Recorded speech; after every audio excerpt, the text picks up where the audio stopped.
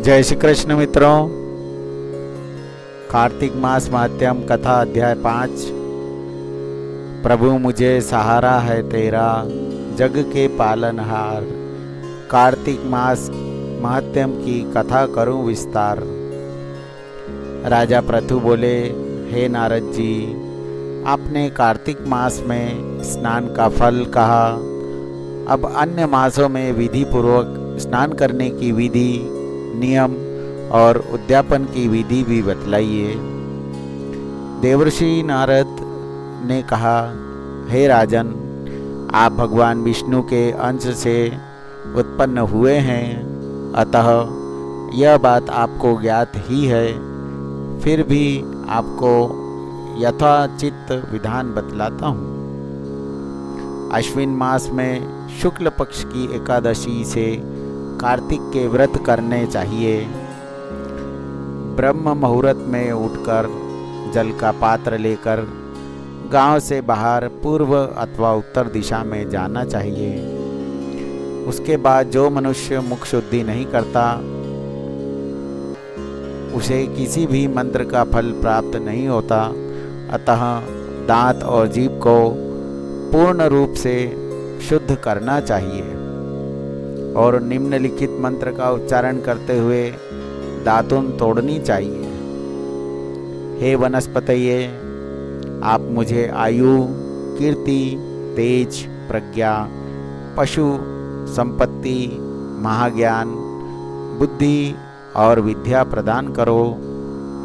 इस प्रकार उच्चारण करके वृक्ष से 12 अंगुल की दातुन ले। दूध वाले वृक्षों से दातुन नहीं लेनी चाहिए। इस प्रकार कपास, कांटेदार वृक्ष तथा जले हुए वृक्ष से भी दातुन लेना मना है, जिससे उत्तम गंध आती हो और जिसकी टहनी कोमल हो। ऐसे ही वृक्ष से दंत धावन ग्रहण करना चाहिए।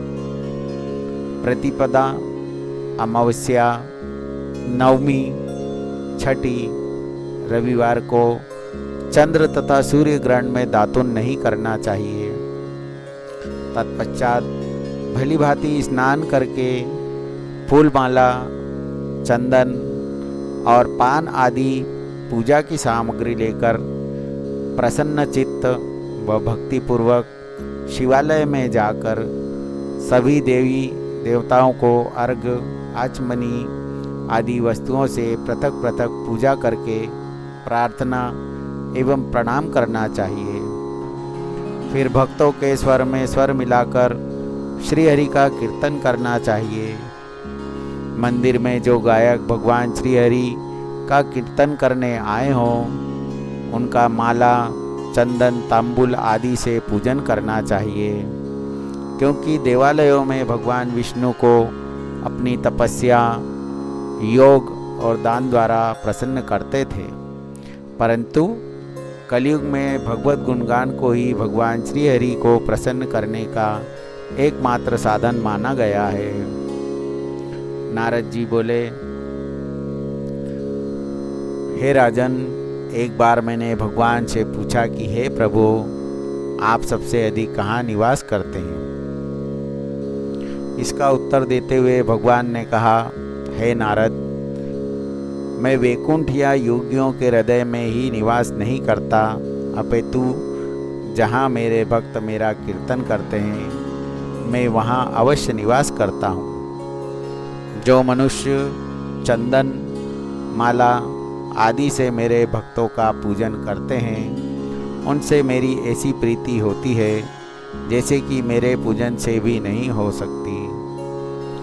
नारद जी ने कहा, शिशिर,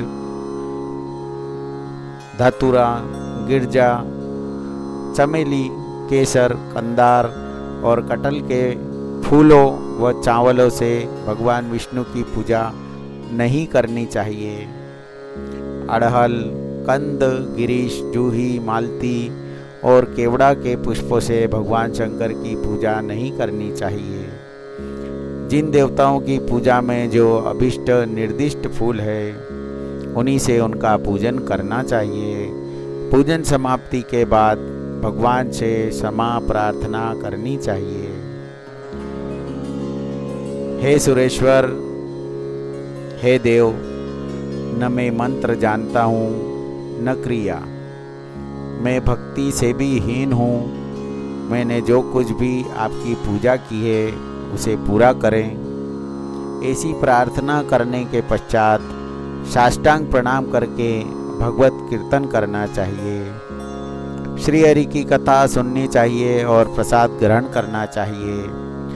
जो मनुष्य उपरोक्त विधि के अनुसार कार्तिक व्रत का अनुष्ठान करते हैं वह जगत के सभी सुखों को भोगते हुए अंत में मुक्ति को प्राप्त करते हैं।